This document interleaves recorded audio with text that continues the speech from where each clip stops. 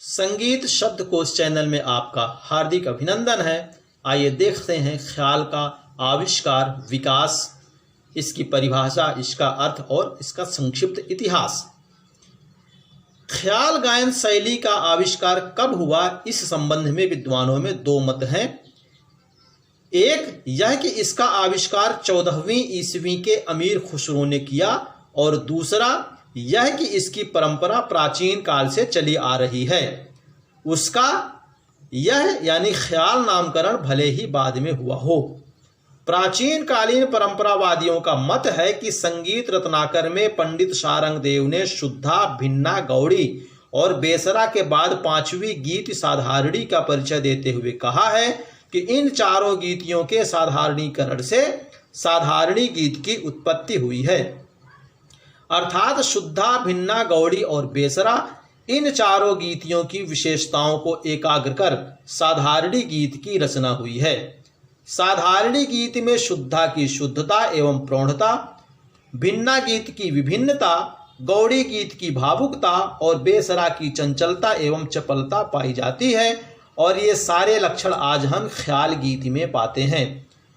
इसी साधारणी गीत का नाम मध्यकाल में बदलकर ख्याल कर दिया गया। जैसे प्राचीन भारतीय त्रितंत्री वीणा का नाम सहतार रख दिया गया और लोग सहतार यानी सितार को अमीर खुसरो का ही आविष्कार समझते हैं। जहां तक अमीर खुसरो को ख्याल का आविष्कारक मानने की बात है, फारसी कविता अर्थात कव्वाली एवं हिंदुस्तानी संगीत के गीत प्रकारों के मिश्रण से जो गीत प्रचार में आया उसे ख्याल कहा गया। अलाउद्दीन खिलजी के शासन काल में अमीर खुसरो ने कव्वाली के इस मिश्रण की रचना को तत्कालीन प्रचलित भारतीय रागों में निबद्ध करके उसे कव्वाली ख्याल की संज्ञा दी।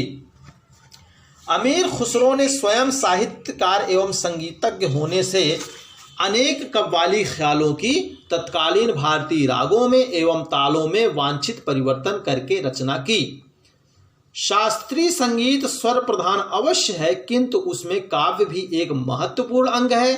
कव्वाली ख्यालों का काव्य श्रृंगार रसात्मक तथा तत्कालीन शासक की प्रशस्ति युक्त था। उसमें अवधी, हिंदी एवं उर्दू के शब्दों का मिश्रण किया गया। आज जो छोटे ख्याल प्रचलित हैं वे कव्वाली ख्यालों का ही विकसित रूप हैं। इन छोटे ख्यालों के पश्चात जो एक गंभीर गीत प्रकार भारतीय संगीत में प्रचलित हुआ उसे कलावंती ख्याल अथवा बड़ा ख्याल कहते हैं। बड़ा ख्याल की रचना मुगल बादशाह मोहम्मद शाह 18वीं सदी के आश्रित गुणी कलाकार सदारंग एवं अदारंग ने की, जो गुरु परंपरा में अकबर कालीन तानसेन समझे जाते थे। सदारंग एवं अदारंग दोनों ही ध्रुपद गीत प्रकार भी गाते थे। ऐसी मान्यता है कि रामपुर के वजीर खां सदारंग के वंशज थे। उन्हें सदारंग ने ख्याल गीत गायन की शिक्षा नहीं दी, अपितु ध्रुपद गायन की शिक्षा दी थी। वे ध्रुपद ही गाया करते थे। ख्याल गीत गायन को सर्वप्रथम प्रश्रय मिलने का स्थान ग्वालियर समझा जाता है। सदारंग एवं अदारंग ने अपने वंशजों को ख्याल नहीं सिखाया, पर अपने शिष्यों को ख्याल गायन की ही शिक्षा दी। विद्वानों का ऐसा मत है कि सदारंग, जिनका नाम नियामत या नियामत खां था, उनने अनेक वर्ष लखनऊ में निवास किया और वहां अनेक शिष्यों को ख्याल गायन की शिक्षा देकर उनसे ख्याल गायन का प्रचार करवाया। ध्रुपद गायकों ने ही ख्याल गायकी की परंपरा की नींव डाली। यही कारण है कि पहले ख्याल गायन शैली को लंगड़ा ध्रुपद कहा जाता था। विलंबित ख्याल या बड़ा ख्याल का आविष्कार। विलंबित ख्याल के आविष्कार के संबंध में भी दो मत प्राप्त होते हैं। एक मत के अनुसार मोहम्मद शाह रंगीले 1719 से 1740 ईस्वी के बीच जिनका शासनकाल था, उनके दरबारी कलाकार दो भाई सदारंग और अदारंग ने की है। दूसरे मत के अनुसार इस गायन का आविष्कार 15वीं शताब्दी में जौनपुर के बादशाह सुल्तान हुसैन शर्की ने किया और लोकप्रिय बनाया।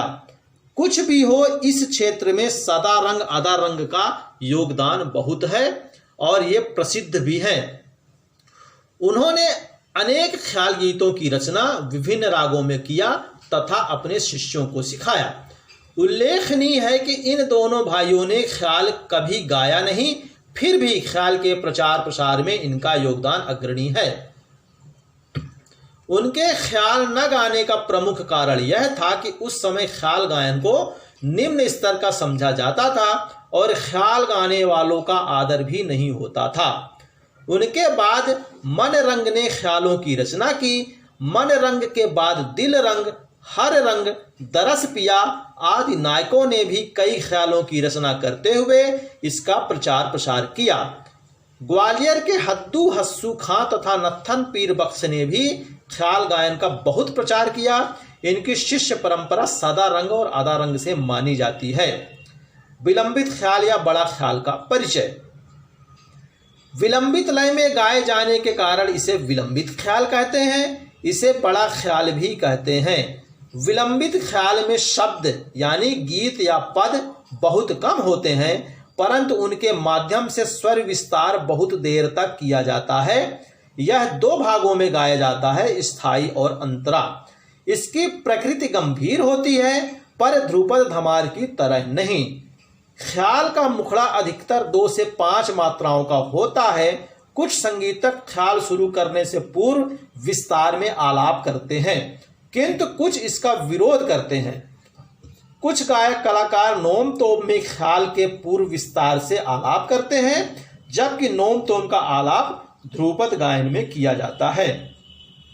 स्थाई अंतरा गाने के बाद ख्याल के बीच में राग के स्वरूप की रक्षा करते हुए आलाप करते हैं। आलाप में मीड, खटका, मुर्की, कण आदि का प्रयोग करते हैं। आलाप के बाद बोल आलाप, बहलावा, लय के साथ बोल बनाओ, विभिन्न प्रकार की तान जैसे सपाट की तान, कूट तान, छूट की तान, गमक की तान, सरगम तान, फिरक की तान आदि गाते हैं। इस गायकी में श्रृंगार रस, शांत अथवा करुण रस की प्रधानता होती है। विलंबित ख्याल विलंबित एक ताल, झूमरा, तिलवाड़ा, आड़ा, चार ताल आदि तालों में अधिकांशतः गाए जाते हैं। इन तालों की संगत तबले से की जाती है। द्रुत ख्याल या छोटा ख्याल, इसका आविष्कार और परिचय। द्रुत ख्याल के आविष्कार के संबंध में यह माना जाता है कि 14वीं शताब्दी में अमीर खुसरो ने कव्वाली के आधार पर इसका आविष्कार किया था। इसे कव्वाली ख्याल अथवा छोटा ख्याल भी कहते हैं। द्रुत गति में गाए जाने के कारण ही इसे द्रुत ख्याल तथा इसका विस्तार व गायन आदि संक्षिप्त यानी विलंबित ख्याल की अपेक्षा छोटा होने के कारण इसे छोटा ख्याल भी कहते हैं। बड़े और छोटे ख्याल में केवल लय, विस्तार और प्रकृति का अंतर होता है। दोनों में गाने का क्रम लगभग समान रहता है। इसमें भी केवल स्थाई और अंतरा 2 भाग होते हैं। इसमें भी आलाप, विभिन्न प्रकार की ताने, सरगम, बहलावा, मीड, कण, खटका, मुर्की आदि का प्रयोग किया जाता है। बड़े ख्याल की तरह ही छोटा ख्याल की लय ताल संगत तबले के द्वारा होती है एवं स्वर वाद्य के रूप में तानपुरा सहायक होता है तथा स्वर संगत वाद्य के रूप में सारंगी एवं हारमोनियम की सहायता ली जाती है। यह 3 ताल, झप ताल, एक ताल, रूपक ताल आदि मध्य और द्रुत लय में बजाने वाली तालों में गाया जाता है। मध्य काल में जो स्थान ध्रुपद को प्राप्त था वही स्थान आधुनिक काल में यानी वर्तमान में ख्याल को प्राप्त है। दोस्तों, हमारा यह प्रयास आपको कैसा लगा, इस पर अपना सुझाव और कमेंट्स हमें जरूर दें और हमारे चैनल को कृपया सब्सक्राइब कर लें। यदि वीडियो अच्छा लगे तो इसे लाइक और शेयर भी करें। धन्यवाद।